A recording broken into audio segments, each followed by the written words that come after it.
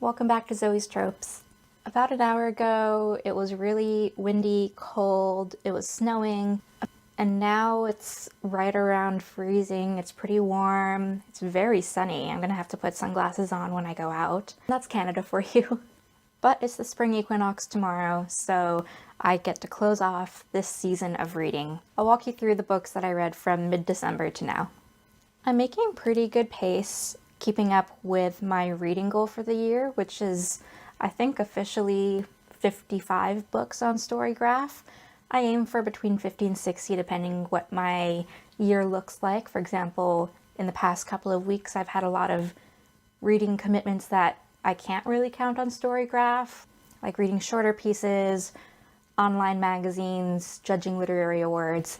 So I would probably have read more if I didn't have that. But also looking at the stack, I think this is the usual number of books that I have, but I might have read more classics, bigger books, more difficult books than I did end up reading. So the first up is House of Leaves by Mark-Z. Danielewski. If you know, you know. This book, what to say about it? It's like it's a horror book. So the plot of this, it's like a layered plot. There's a lot of plots within plots within plots. A manuscript is stumbled upon, written by a filmmaker who's who's talking about a documentary, and it's about this house where things happen. The house is bigger on the inside than it is on the outside. I found it unnerving, but I wasn't scared by it. Like, I didn't stay up at night. I wasn't tossing and turning. But just to give you a sense of like what the challenge of it can be. But there's parts of the book where you're flipping back and forth between notes. You have to turn the book upside down at some parts. There's text in different colors. There's entire pages that are blank or just have one word on them. One of the narrators of the book I just found really boring. So I was a little annoyed when we got to his longer chunks. The form of the novel, it's very postmodern. I don't know, it's weird. So if that weirdness appeals to you and you really like books that play with the form, I really strongly recommend this one. The Idiot by Elif Batuman. I thought I would really love this one. So it's set in 1995 and we're following our main character Celine through her first year at university. She's at Harvard, she's taking language classes and gets to know this guy really well. And I really liked a lot of it. And then maybe about the 3/4 mark, I started getting a little tired of it, a little bored. I thought it went on a little too long. It's a very funny book. The narrator's voice is really great. It's really just about her struggles and coming into her own. It's a sort of literary coming-of-age novel.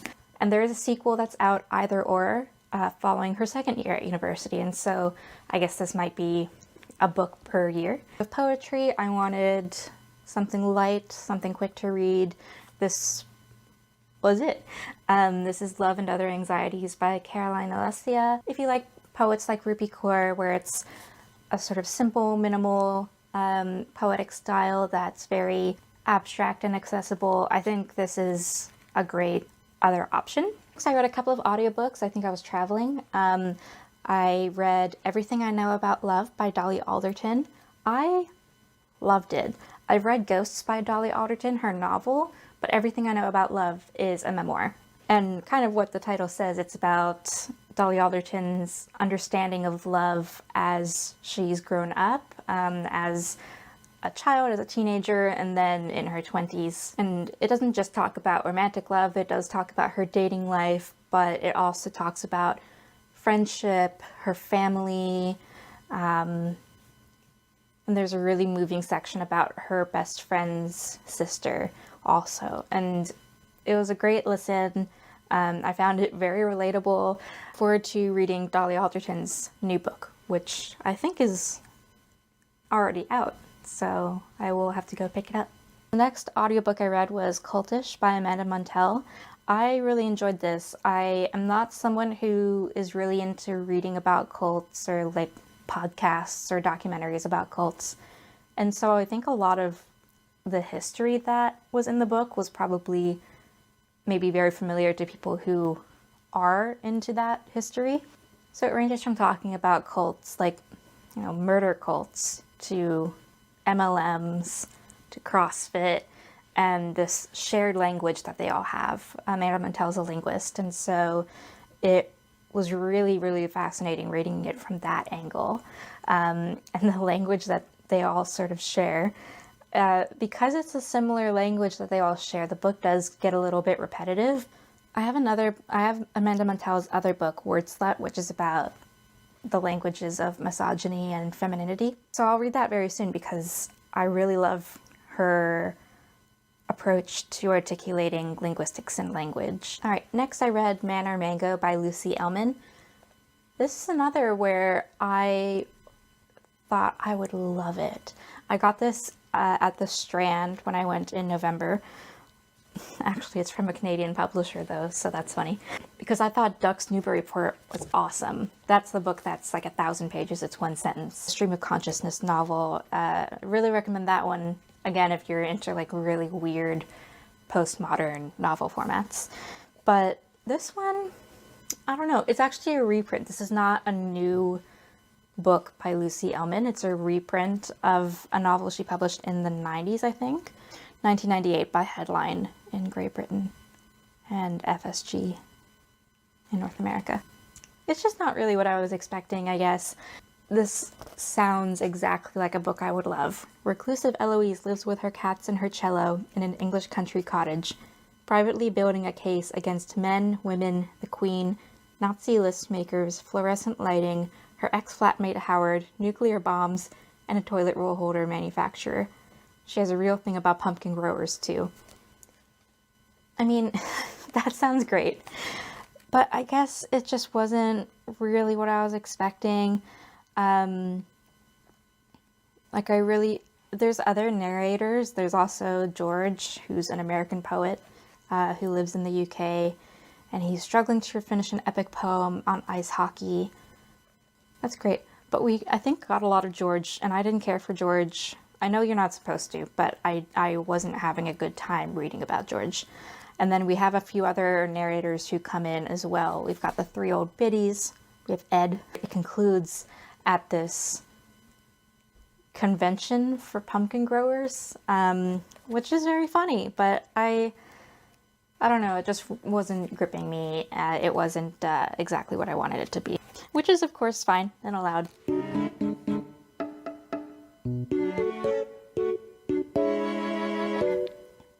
Next, I came back to some more poetry. I read Jason Purcell's Swollening. This one is about the intersection between queerness and illness, about the chronically ill queer body. It's really moving, and the poems all felt like very different, but all in conversation with the same themes. A book of poems that makes you feel things is precious. So Swollening is great, and published by Arsenal Pulp Press, which is Canadian press that I love a lot.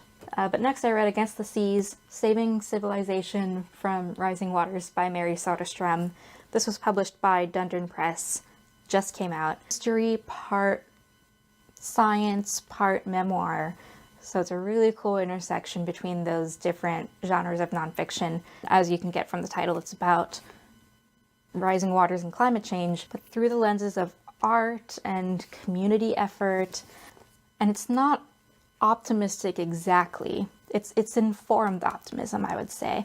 So there's no promises that, we can save the world, but does suggest, hopefully, with really proper community action, we can try to influence the corporations that are causing climate change.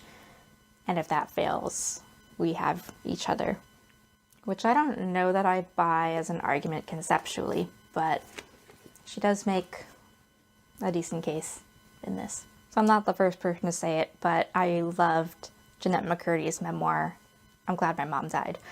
It's about her relationship with her mom and how that's changed over the years, her childhood where her mother was very manipulative and forced her into acting, and her time on iCarly and Sam and Cat on the Disney Channel. And she goes through the death of her mother and her experiences with eating disorders and how she's sort of coming to terms with all of that now. She's a fantastic writer. I read the audiobook, and so she narrates the audiobook, which again adds this whole other layer to it. She's a great performer as well as a great writer. And then I read The Intersectional Environmentalist, which, yeah, from the title, it's about the different intersections within climate history, climate change, environmental activism, and that these need to be taken into consideration. Thomas does a really great job of filling you in on the history of intersectionality in environmental activism and environmentalism. I would love to read more about it. She points you to some really great resources to go beyond the scope of the book because it is pretty short, and I will be following up on them because it was a great read and need to know more.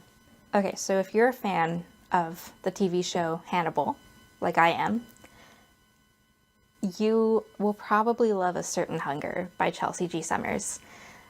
It's an over-the-top, excessive, extravagant book about this food writer, this woman named Dorothy, who kills men and eats them and prepares the meat. And the prose of this book makes it sound so delicious. But yeah, there's through lines on like sex and gender and foodieism and female friendship, and I devoured every single word. I took my time reading it because I wanted to savor it. Please appreciate my food puns. If that sounds good for you, I really recommend this. If that sounds a little gross, then maybe avoid this one. But it was really fun, and I really look forward to seeing what this author does next, because this was great. I'm going to be coming back to this for sure. Next up, I read Keats's Odes by Anahid Nersessian, Keats's Odes, A Lover's Discourse. And what this does, it's a really short book, but it tackles John Keats's 6 major odes that he published, and re-examines them, rereads them through a Marxist lens, and a Marxist lens on the nature of love. So Anahid Nersessian is a professor of Romanticism at UCLA, and so this has kind of an academic background, but I don't think you really need to have that much knowledge in academic criticism or Romanticism or cultural theory to really enjoy this. She makes it really accessible. There's a blurb on the back that actually explains that better than I can. This book claims to be about Keats's odes, and it is, but it is also about beauty and sadness and love and revolution, and how the odes can help us to better understand these things. So, yeah, if you're interested in poetry, if you're interested in love, and maybe interested in Keats, definitely try to find this. I really loved it. Again, one that I'll be coming back to. So this is a weird book. If you're into sort of abstract sci-fi, kind of that really subtle world building, you don't really know what's going on, kind of like a little bit Jeff Vandermeer vibes, this is really cool. This is The Half Drowned by Trin Delaney, published by Metatron Press, which is a really great indie press based here in Montreal. It's got in the background these shape-shifting aliens of some sort, but really the book is about grief, community, family. So at the center of this future world is the importance of the element of water, and it says, drawing on the Afro-diasporic ancestral knowledge of water. And so all of that is contained in this really brilliant novella. So we've got The Pisces by Melissa Broder, who wrote Milk Fed. This was another really weird one with an unlikable female protagonist. Love those. It's about this woman who's writing a dissertation on Sappho and has sort of a crisis, breaks up with her boyfriend and goes to house sit for her sister in California. And there she meets a merman. And yeah, so she meets this merman who kind of reframes her understanding of love and sex and desire. So it's a little weird. If you liked The Shape of Water and you also like sad hot girl books, then you'll probably like this. And then I just finished Maggie Nelson's Bluets, which I hadn't read actually, and I'm glad to have now read. It's like essays in verse, so I couldn't figure out whether to put it on my poetry shelf or my nonfiction shelf. But it lives on my poetry shelf for now. It could move around. So yeah, it's an exploration of the color blue and the different meanings it can hold and the places it can appear that trigger other memories. And Maggie Nelson's a brilliant writer. This is amazing. I can read 72. It is easier, of course, to find dignity in one's solitude. Loneliness is solitude with a problem. Can blue solve the problem, or can it at least keep me company within it? No, not exactly. It cannot love me that way. It has no arms. But sometimes I do feel its presence to be a sort of wink. Here you are again, it says, and so am I. I love that kind of stuff. I know not everybody does. But if you do, you've probably already read this. But if you haven't, then read Maggie Nelson's Bluets. So I'm pretty happy with the books that I read this winter. There were some that disappointed me a little bit, some that surprised me. No massive duds. I'll read a lot of poetry in April. It's poetry month, so you can expect that for my spring wrap-up. But otherwise, let me know what you read in winter. What were your favorites? What were your least favorites? Have you read any of these books? Do you have any recommendations for people who like the books that I just showed you? Comment that down below. And yeah, whatever you've got going on this week, good luck with it. I'll see you around soon, I hope. Bye.